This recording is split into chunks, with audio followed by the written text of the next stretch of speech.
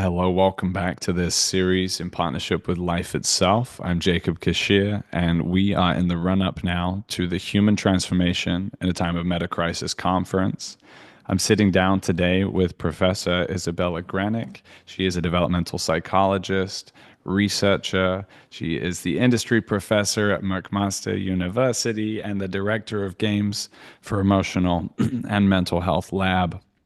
So she's bringing a lot of experience and a lot of really interesting areas of focus today. Uh, and I'm going to be diving in with Isabella into some of the themes of the conference as well as her own work. So, welcome. Great to have you with us. Thank you. Thanks for having me.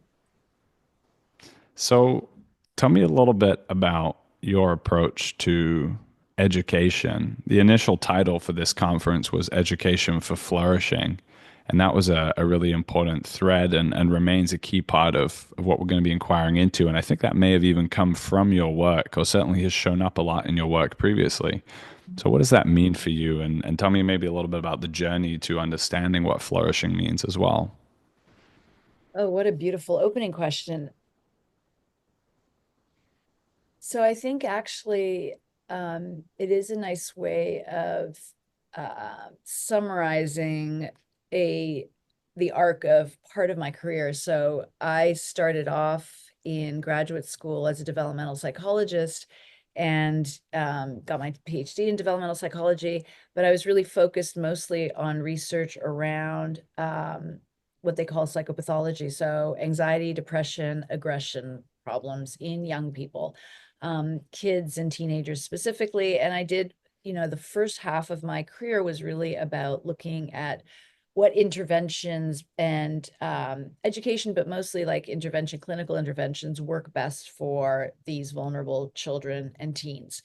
And then over time, I became increasingly interested in thinking about these problems not as pathologies at all, the way that we're kind of taught through this sort of medical model to think, but instead very effective adaptive strategies in contexts that pull for certain behavioral adaptations. So depressive withdrawal and a response to a lot of chaos and unpredictability is to shut down and to observe, but to not be particularly flexibly working with the environment because it's actually dangerous to do so. And same thing with anxiety. You get anxiety because you have an increasingly unpredictable environment that you need to constantly adjust to and be vigilant towards threat. So these aren't pathologies as much as they are actually incredibly important adaptations that young people make towards their environment. And so my shift became more towards how do we think about flourishing? How do we think about thriving in these times of fluctuation and change all around us, right? And that's always been the case. I'm not even clear that we're that much more chaotic than other periods in our lives, but there certainly could be an argument for that. And I just started to become much more interested in prevention models that try to focus on how we make young people already resilient enough to cope with shifts in their environments, scary stuff that's going on daily in their homes and in communities. And there are people that are indeed flourishing and thriving in contexts that you would otherwise not think it would be very easy to do so. And I was much more interested in thinking about what are the characteristics of not only the individuals in these contexts, but even more importantly, how are the contexts in which they're living facilitating and supporting flourishing for them. And then, of course, wanting to be part of that change, wanting to be part of designing and providing opportunities for young people to enter these spaces and to be a part of designing those spaces themselves with us in collaboration. So that's kind of, and so the way that I think about flourishing is really not about, avoiding negativity or negative emotions or even, anxiety and depression if it's the appropriate response in some restricted periods, but being able to flexibly adjust to what the environment requires of yourself. And flourishing to me is necessarily a social act, a social developmental process. It is not something that you can do on your own. And that's, I think we've lost entire track of the fact that flourishing means that you are around others who understand you, who see you, and you have the opportunity to do likewise, and that you can collaborate and live in a certain sense in the attempts at harmony with other people. And that's what I think of as flourishing, really.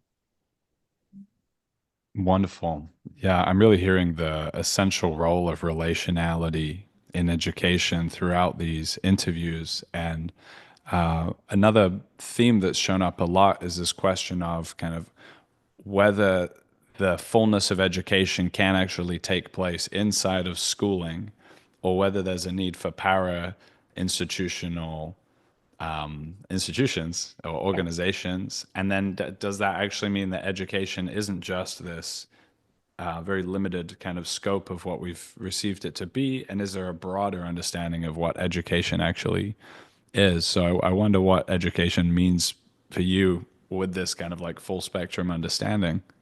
Yeah, I mean, another great opening question, because I I think we need to completely rethink the way that we think about education in general. I'm much more excited to think about learning and development rather than education per se. And so for me, if we're talking about education or learning, and the developmental spaces that happens, I absolutely do not imagine those things being, those activities being restricted to, a building and certain hours of the day and so on. I'm very influenced by early work by Nietzsche and Schopenhauer, where they talked about, but so did Virginia Woolf, and so did so many others. They talk, Dewey, etc. They talk about education or learning as liberation. So being liberated from the constraints of, narratives that we've been provided by, very strict, you know, dogmatic institutions, whether they might be your own family or generations, stories that have been passed down on generations, or whether it is institutions or societal, global, national kind of stories and narratives that we've been handed down as young people. And then many of these young people are just have no sense that they have choice and freedom to live out the narratives that they themselves can co-create with other people around them. So I think about education and learning in an optimal context is a process of liberating oneself from constraints and understanding the extent to which you can flexibly move from one story to another as you see fit, as your intuitions see fit, as others around you see fit. And so it is what is liberation? It is the act of being able to separate oneself from those abstractions and those dogmas, to look at those and to be able to develop the intentional uh, the intentional attentional style through which you can cultivate a way of observing, separating, and then choosing for oneself what you want to live. Because we do live stories, but we often don't choose those stories that we live, and we often don't have the tools to understand how to observe and analyze those that are best suited for us, right? And that really requires our ability to separate ourselves from those narratives and then watch what they do to us, and then experiment with new ones and see what that feels like in our bodies, and then choose to live out the ones that feel most useful and abundant, and create vitality and some sort of alignment with those around you as well. Mm, yeah, beautiful. I mean, that's really a contemplative and deep approach to education. It's philosophical. It touches on matters of soul and spirit to a certain degree. I'm just wondering how how like this there's still kind of this separation in our educational paradigm, right, between spiritual development, soul development, philosophy to a certain degree, and then what we consider to be education and certification, and Yeah. like living between those worlds and like that like translating those things into ways that fit into the different paradigms. I'm just wondering if that's been um, relevant for your journey at all. Yeah, it's very relevant. And I think it's really, really hard to impossible to think about these ideas and how one develops a new educational paradigm or approach or something like that without having a reasonably coherent framework from which to do that kind of design and to test what's working and what's not. So what I have found immeasurably useful is my colleagues and I, and in particular Brian Cam, who is a philosopher and writer, he has been working for, I don't know, at least 3 to 5 years on a philosophical approach called neither nor. And he and I actually just submitted the first paper, kind of giving out the 7 principles and thinking through their implications for one's own sense of suffering and living a life that is meant to eventually be one of flourishing, and also using those very same principles to evaluate philosophies and scientific approaches as well as societal ways of being, and using the same framework. And so that frame sorry, that framework is this, the neither nor part is considering 2 modes of knowing that we are not the first people to think of this. It's been millennia that people have thought about the conceptual, the abstract, the theoretical on the one hand way of knowing versus experiential, intuitive, embodied ways of knowing. And we take it very seriously to consider these 2 modes of knowing separate, but very much interconnected. And we think of these ways of knowing as skills, not, again, these kind of ossified categories, but skills that we can actually teach young people to, first of all, identify these 2 modes of knowing, and then to skillfully learn how to oscillate between the two of those things. And that basic idea is part of what we teach in liminal learning with so many embodied practices. All of them are social, but it goes directly to your question: is how do you think about designing an education program? How do you think about iterating on those designs and figuring out what was useful versus what doesn't work? And we've long gone, the McGill-Christ argument is that we've long gone the left hemisphere, reifying the conceptual, the abstract. We live only in that matrix, right? And to the huge detriment, for all sorts of reasons, to societies now. But we also sometimes can go into this purely experiential, let's all drop acid, let's all be here now kind of thing. And if we stay only in that embodied space and in presence, and never flip to the abstract level of evaluating how our experience is working for us or for those around us, that's also problematic, because how do you move forward and generalize and talk with others in language that we use that is conceptual? So we're very much trying to learn ourselves and practice this neither nor practice of oscillation between conceptual and intuitive, and also teach young people to do that too, so that they can actually harness their experience and learn from that experience and start trusting intuition based on particular forms of experience that they've sought out themselves. So that's sort of the way that I Mm. think about that Mhm, question. mhm. Yeah. And Brian Cam, he's part of the Liminal Learning Yeah, team? yeah. Yeah. He's literally our philosopher. And we have the liminal learning founding team is 8 people, and they are incredibly multidimensional people, as we all are, by the way. And our CVs usually hide at least half of who we are in terms of whole people, whether we write poetry or sing in bands or, I don't know, program and so on. And so we're a group of real weirdo generalists that are very, very passionate about giving young people the opportunities we did not have to experiment and to explore and to have, most importantly, a collective to do that with, so that we, move ourselves and these young people from this constant worrying to this sense of wonder, yeah, so that's Brian's one of our people. Mm. Well, I was going to ask you about liminal learning in the context of metacrisis, but you might have Yeah. already answered the question with wonder.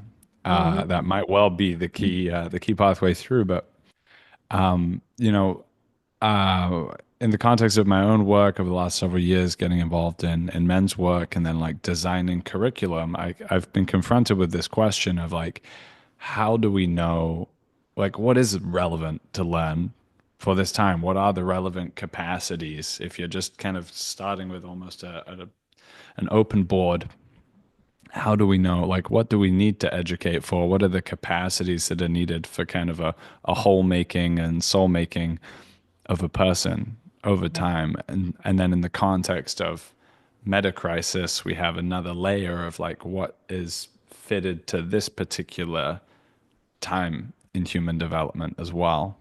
And so I wonder how you approach that question intuitively or from the foundations.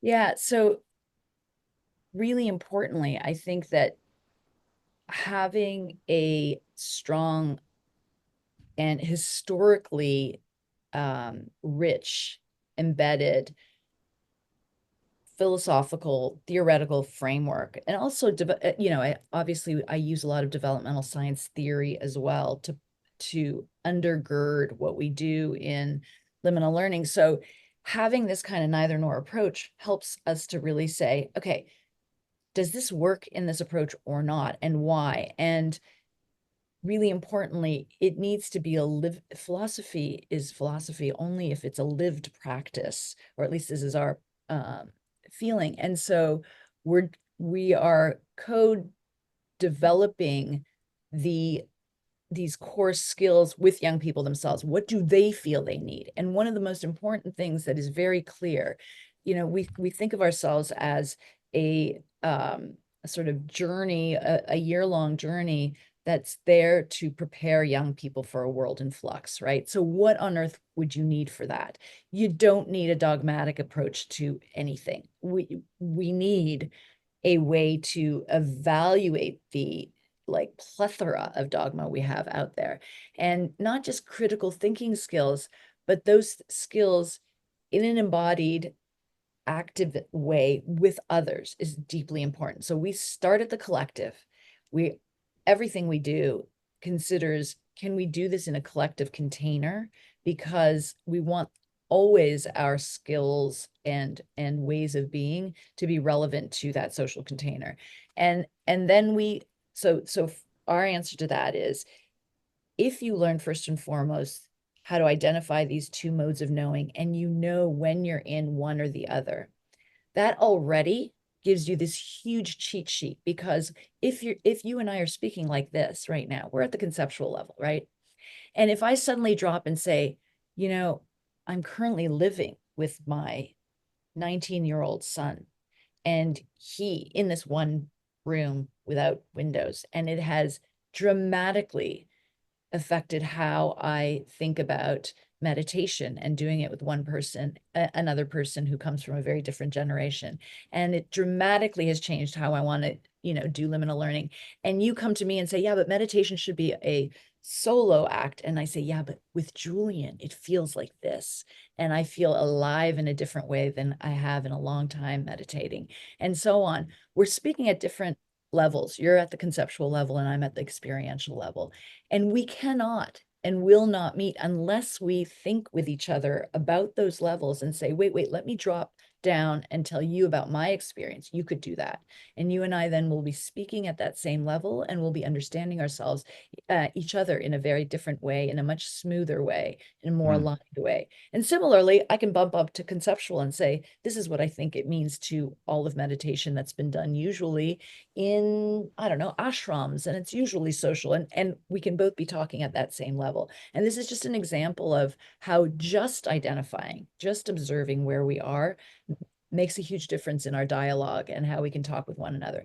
Then this idea can also give us clues as to the kinds of experiences we want to encourage young people to have, so that they can evaluate inside their body, what does that do to me, right? And so we teach people how to attend to their body and their sensations, how to drop down into a mindful state, how to listen to the stirrings of the world out there and what moves them inside, and how to identify this like resonant buzz that comes from the external world and our internal unique way of being, and what that means in that meeting, and so on. So I can give you a whole bunch of examples of the practices we use. Mm-hmm.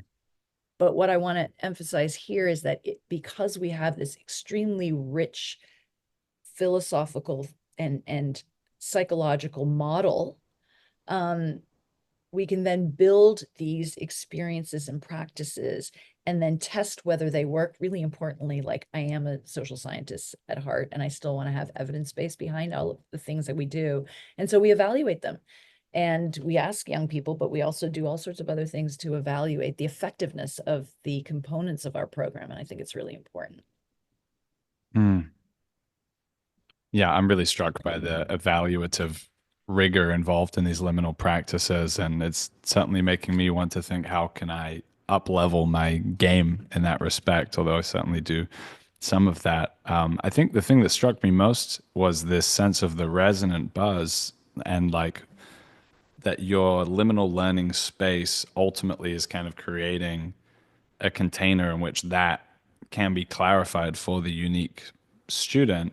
And then, am I right in thinking that that is what is kind of informing the direction of their education? Like, you're fostering them to sense into where their unique self is drawn to go. Exactly.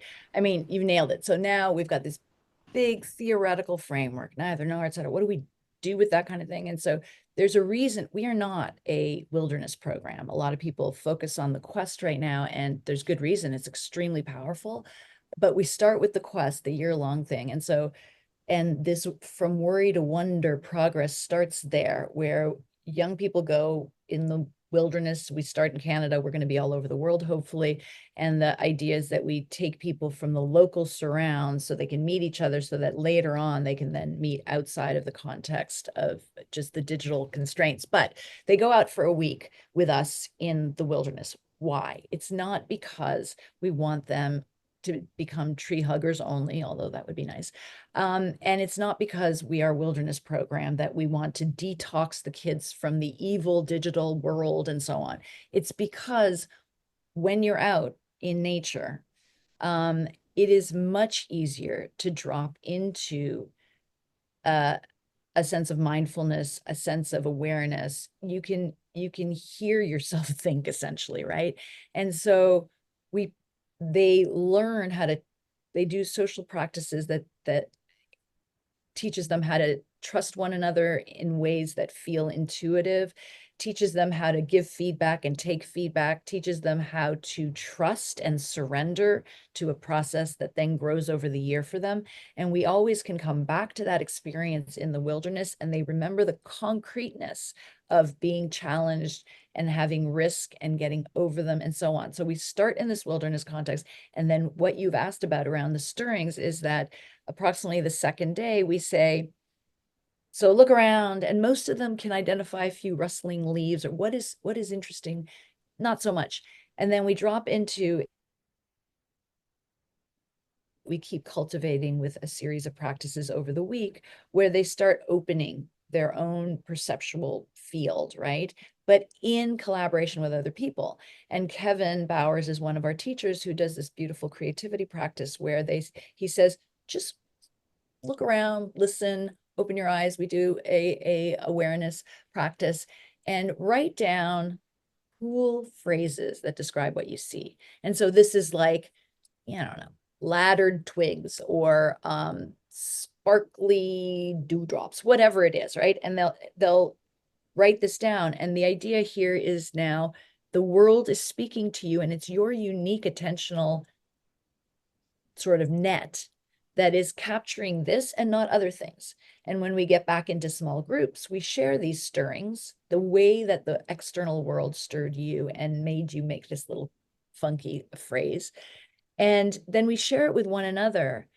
And we do a series of other practices where now we collect these stirrings and we create an album cover, or a fake, band name, what kind of music, all from these little stirrings. And of course, it's just a fun practice to show you that you have so much in here that buzzes with external stuff. And when you combine that in this combinatorial play, it's literally endless, your creativity. You could be anywhere and you can do this.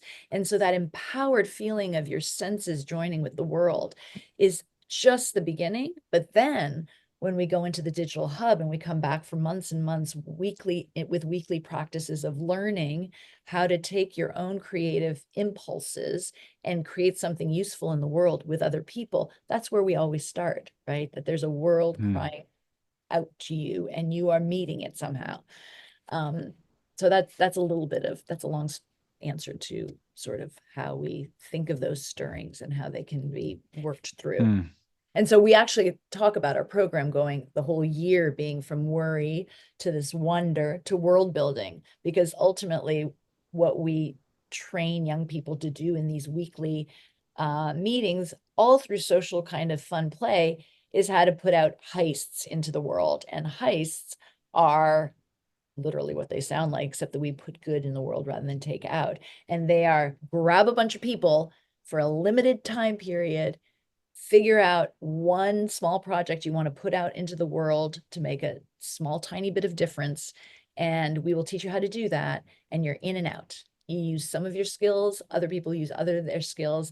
You get it done, you finish, you come back and you tell us how it went, and we give you feedback, the world gives you feedback, and then you keep building out into the real world. And so that's the worry to wonder world building process. Yeah, it sounds like the concreteness of like creating, envisioning, enacting, and then completing the task is very, very key.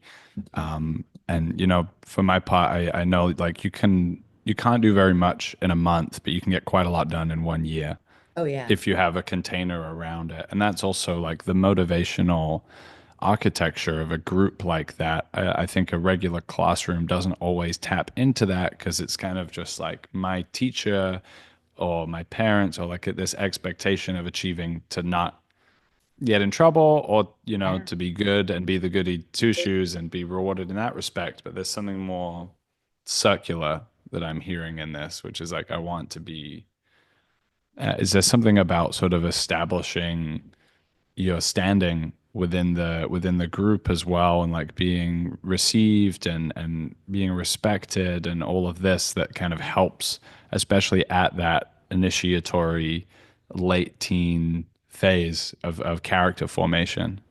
Yeah, beautiful. I mean, you've got 16 questions in there, but beautiful. Because that's exactly it. I mean, part of the point of a heist, if you've seen any of those heist movies, right, is that people have these skills and they may not, that's not necessarily what they've been taught in school or what they think their career is going to be, but somebody loves to draw, another person loves to write, another person's really into poetry or something, another person's just been videoing and just has a great ability to do that, another one can program at the drop of a hat or just loves doing it, etc., right? And you pull people in for a project in a way that asks, what would you like to kind of play with in terms of your own skills or propensities, or what would you like to learn in our group, right? And that is an entirely different way to sort of cultivate skills and practices, but also be seen and see other people. The thing that happens extremely predictably in these small groups as they're designing their heists is that they see each other and they see talents that in each other that the person wouldn't have originally seen in themselves, because the mirroring of that and the amplification of that is just so very important. And it's happening anyway. Our identity is being formed. Everybody thinks it's an internal process, but in fact, it's a very dynamic group process, and you're constantly trying it out on your friends at this age group and getting either very positive or very negative feedback, and you're iterating on that identity through that feedback. And what we're saying is you can redo it over and over. You can try it again in a different context and see how that feels. And nothing is a failure, because it's all information that you can iterate on for your own life, but also your projects.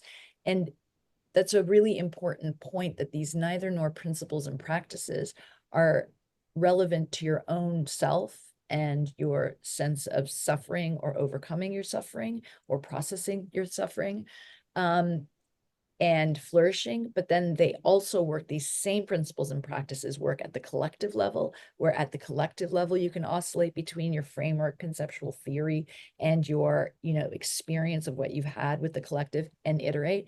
And then finally, we can really think about it. Can we make an impact on society with these small projects that can make a really big impact on the world? So I think that part is really important. And you also picked up on that empowerment. They're not learning how do you make an album cover from impressions in nature. They're learning how do you trust your own creative capacities, and trust your fellow friends now that you're making, that they'll have your back in the next project that might be closer to something that feels like a bigger impact on the world. You're getting to trust your own judgments, discernments, intuition. How do you build intuition? It's not just because, oh, we just feel it. It's through experience, right? And through other people witnessing that experience. Hmm.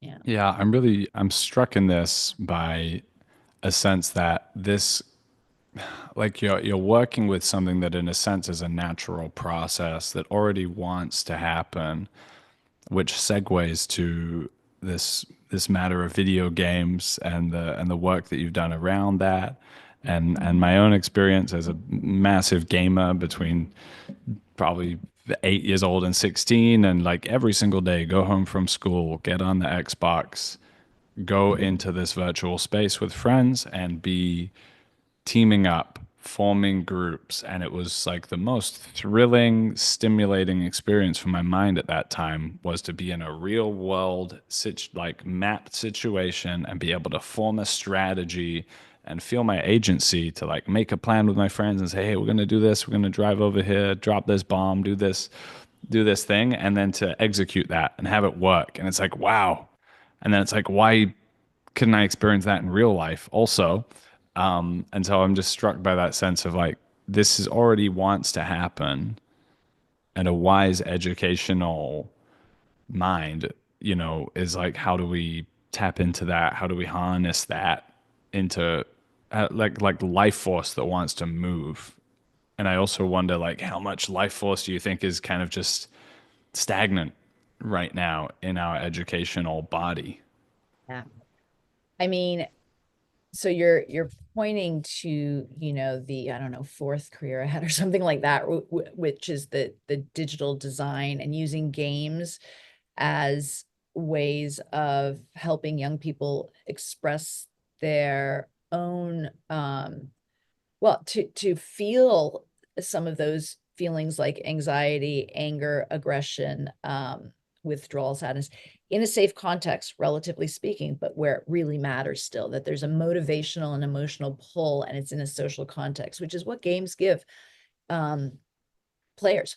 And the aha moment there for me 12 or so years ago was like, we're creating these conventional cognitive behavioral therapy contexts where we're trying to teach kids how to regulate their emotions, how to feel motivated, how to to problem solve and critically think, and how to socially connect, right, and effectively lead. And it was crazy to me to think that these things are not present just because we have also a digital world. And so I learned essentially that what you just described, that there is a whole 2 generations now, at least, that have grown up learning lots of really important skills in these game contexts. And yes, we can say if they were doing it 12 hours a day, they're missing out on other opportunities as well. But the idea that these digital contexts were all doing harm did not fit. It just did not work for me. And we did lots of research to show that, in fact, that kids were thriving and that there were many skills that they were learning, from cognitive to social to emotional and motivational ones, that were being learned in these gaming contexts. And so what we do now is take the best of digital world, these affordances that allow you to speak to people across huge spaces and time and distances, that allow you to do, quick collaborative iterations on certain projects that you might care deeply about, and take some of the best things about the digital context and help us in the liminal learning ecosystem, essentially. So they go from touching grass and being in their quest to a digital hub where we use many of our science-based stuff that came from my GEM lab, the Games for Emotional Mental Health lab. We're using those evidence-based, technologically enabled practices to help them harness their creativity and then activate that in a hybrid world, which is both digital and offline. And there's no difference except that we don't privilege the technology. We use the technology for purposes of connection, for purposes of sense making, and so on, where it makes sense. And we get to see each other and connect with each other and feel whole and support. Just 2 weeks ago, we had a Scream into the Void session where everybody's doing, like, half of them are in exams in undergrad, right? And so we were like, we're not learning anything. Just come, just gather. And we did a little meditation and we did a little bitch session and we thought through like all sorts of wondrous, like, dreams of what we're going to do after the exams are over. And it was just a space to be with one another and the connection that that fosters. They can go back into their, very stressed out world now, feeling emboldened and held. And it was done in a digital context. It was facilitated in a digital context. Mm. Yeah, again, I'm struck hearing that of how, like, for the most part, as a teenager, you're going to be in groups that were just kind of like self-organized, like just teenagers finding teenagers and doing what teenagers do. And there's something very different when you have a kind of intentionally mediated space, which is still very much teenagers being teenagers, but there's this plus, and there's this possibility then of maybe a more mature side or a kind of capacity to connect or articulate. And I also wonder with the outdoorsmanship and these kind of more initiatory spaces that that's the opportunity for something that's nascent. But if you don't have the context, it might never ever come out. And so it's so important to create the space in the first place. Absolutely. I mean, most of the kids that came out to the quest hadn't stepped foot into a canoe. Actually, half of the adults, half of the guides hadn't, right? It's a pretty Canadian initiatory thing. So I was actually surprised, but it's such a beautiful thing to feel the rocking of the canoe and go panic. And what happens where everybody holds it. There's like mini lessons to everything. And these young people themselves pull that out and note as soon as their attention is opened and it's held by others in that open space, the kinds of learning that's not only happening, but very quickly being metabolized and shared in all these moments of serendipity and so on is just awe-inspiring. One of the things we do is when we come back, we continue a practice that we first introduced them to in the woods, which is appreciative inquiry. And in the corporate space, it's actually well known in some more open, less hierarchical organizations. But it's basically one person comes to the group and says, I'm being challenged by this particular thing. They are not allowed to do any negative self-talk. They're not allowed to like cut themselves up, but they can describe the challenge in as much detail as they want. And then they have an hour of our attention where the rest of us are asked to ask questions, deepening questions, curiosity questions, And the entire purpose is to help that person think through whatever they're going through, imagine different experiences. And we can also share our own experience, but no advice. Just we can ask questions and we can share experiences. And I just wish you could hear these young people talk about that first of all being held for a whole hour as everyone is just there for you, but being deeply seen and realizing the answers, their own answers are within themselves. It's just that they haven't asked themselves the right questions. And so that's just one example that we can do this in a digital context, because otherwise we're all over the place and we can't meet. And so, yeah, that's what we're seeking, is these tech-based aligned prosthetics for connection that does not supplant other face-to-face connections, but augments them and amplifies them. Mm. Yeah, I mean, it's beautiful that phrase you have, emerging adults. And I'm struck, like what you've just described is precisely the kind of practice that I'm doing with adults and, with men from the 20s to 80s. But, I would never have grokked how, and that maybe you can just bring that to younger adults too. I can feel the effect of optimism about these possibilities. And as an interviewer, I want to approach the like shadow side a little further of these technologies and just appreciate more deeply the scale and scope of the parasitic forces at play. And I'm thinking about the kind of nexus of video games, as you say, like when they're not oriented towards connection, it's a profoundly effective way to exploit children's minds and attention and motivational architecture to Yeah. suck up all of their time. And I can't help but think that this also trains them towards social media, which then meets them in their social life. And then the more shadowy, but in between the two of them, I think is pornography. And that's also hitting all of the young teens from a young age. So you have this triad of the three of those working on young people. And I think that what you're offering is like a effective kind of sword to kind of cut through that. But I wonder how you factor in like the sort of sheer scale and depth of that, especially when it's working on people's minds for years and years and years and years.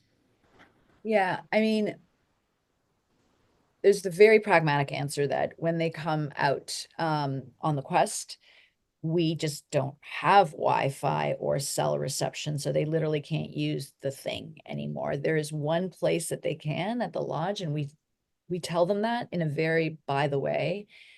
It almost became a self-stigmatizing thing. Like if you were going to walk up there with your phone and sit there on your phone kind of thing with other people watching. And so they did a lot of self-censorship. There were no rules. There were, I mean, when we were doing all our activities, there's no way that they could have their phone there, but there were like, we purposely did not make it into a digital detox. And contrary to everyone's very strong beliefs, they were not going through withdrawal. They were not, pining for their phone. They were allowed, if they needed to connect to their parents, for example, or what if they wanted to. And so a few of them did go and check, and it was perfectly fine, but they got off really quickly. And so the main point here is that we have stigmatized young people and their use of these technologies that we ourselves have made billions on, before even asking them if there are ways that we can design that use differently with them. And part of what happens with liminal learning is that we don't have anywhere in the program that we talk about the impact of digital blah, blah, blah on you. It comes up for them. And 3 days later, they say, holy shit, it feels like I've been here for like a month and it's only been 2 days. And they start reflecting on maybe it has something to do with the fact that they're not on phones and they're not wasting time and so on. It's so much more powerful when it comes from them. So that's a very pragmatic answer around how we deal with it with liminal learning. And I'm very optimistic about the self-regulation that young people desire themselves and implement with strategies that are held by others around them, and if it's a practice that they can share and so on, so that they're not, considered a bad friend or whatever. If not, the second issue is more of a societal, what the hell have we done to generations and so on.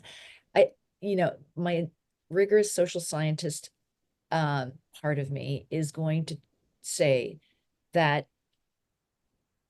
there is no good, rigorous, longitudinal evidence for the negative impact of technology, including the worst of the social media, on mental health and well-being of young people.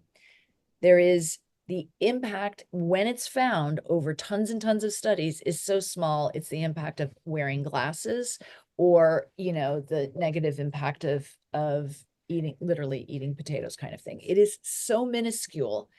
And instead, what all our intuitions see is that kind of absorption, or going to porn and so on.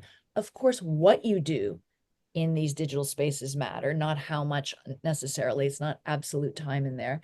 Who you do it with, and the why you're going to these technologies deeply matters. So if you're talking about under 12-year-olds, parenting matters far, far, far more than our technologies. And if we want to help young people in terms of their technology, support parents who have no daycare or who have no other choices than to work their 12 hours and can't be sitting alongside their kids who are playing games.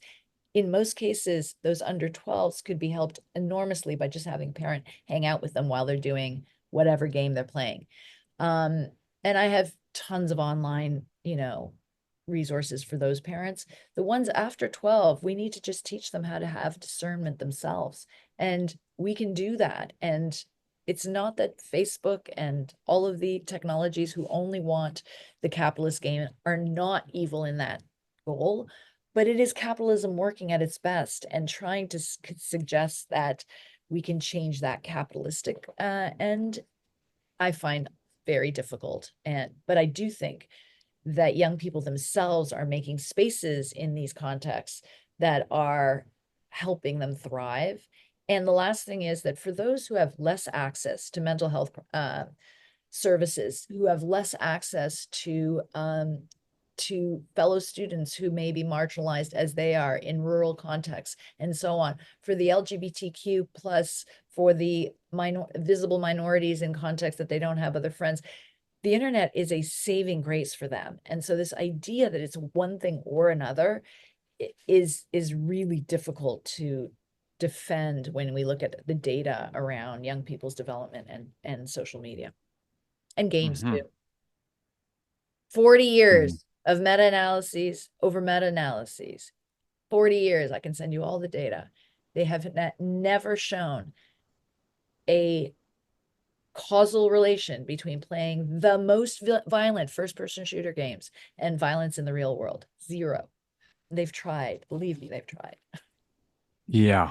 Yeah. I mean, that was actually my first experience of politicization, was probably when I was 13 or 14 and saw US senators coming out and saying video games were causing violence. And it just seemed so ridiculous to me as a teenager. And so, One yeah, last thing about that, yeah, yeah. because I think what we end up doing when we see our sons, daughters, again, I'm not out of it. I've got two 19-year-old boys. They played video games. We did different things before they played video games. And then so I'm not out of touch at all with that age group. I go on these quests. I'm with these young people. And one of the things that I think is so silly is that if we acknowledge the impact of technology on these minds and hearts, we can also use it for good in the same capacity. So what we do is we're designing these audio experiences.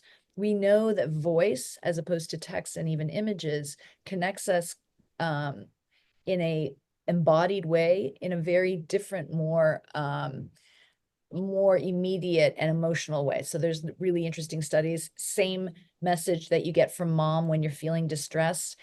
She can either send that with a text or an audio message. If that young person receives the text message, there's no physiological reaction. If receive the exact same message in audio form, their cortisol levels go down, their heart rate goes down, the voice has a soothing, and we can talk about lots of evolutionary reasons. So we use that information and we say, can we use audio messaging to connect young people in really innovative ways? And we can co-design with them audio little pods that help them attend to the world and the glimmers in the world, and share that with each other daily, and have this kind of moment every morning of having your collective sharing audio messages with you, and so on. And we can evaluate these and say, is there evidence that this audio technology makes kids feel closer to one another versus nothing at all, right? And so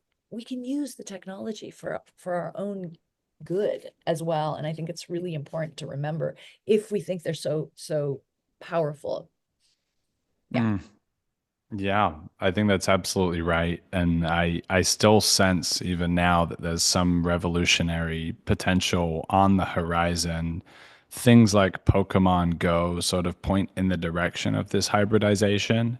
And, you think about what it means to thrive as an artist or a creator of any kind as an adult is to reach a place where it feels more like play than work. So if that can actually be gamified, and then you can make it gamified in such a way that it's actually serving the community, like, oh, this bench, that a bench needs to be built here. Here's how you do it. Here's where you get the pieces. Go build it in this spot. And then bam, like things are happening and Mm. it's serving people and it's play. So I'm enormously excited by that possibility coming down the line.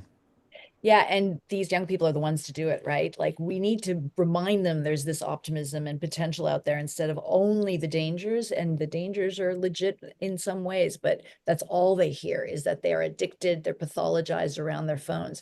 And they are like, they are such great co-designers. They're already doing it. So, joining with them, that is absolutely what we're trying to do with liminal learning. Is this co-mentorship across generations is so, it's just fun, first of all, but it's also important. Mm. Well, it's been wonderful speaking with you, Isabella. I'm wondering, as we approach the conference, I'm super excited to hear more from you and share this podcast.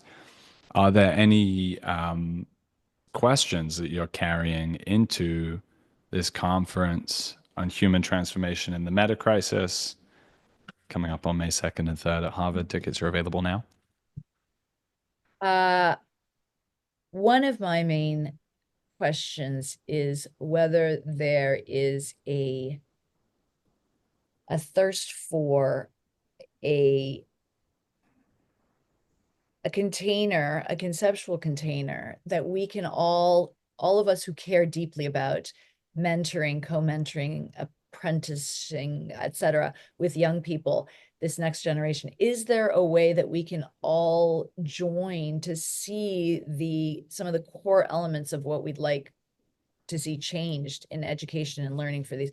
And can we agree on that? Because if we can agree on those core elements, then some of us who care about research and can get those grants can go and evaluate those core elements in wildly different programs. Like, part of what we care about is really creating this network of joined nodes, so that young people, when they leave liminal learning, are like, wow, the whole rest of the world is an opportunity here. Here's an opportunity. Let's go to Life Itself for, some kind of a communal living experience, or let's go get a grant from so and so. So I think at this conference, I am seeking common ground where we can say, these are the things that we all agree are important, and not my program versus somebody else's program is better.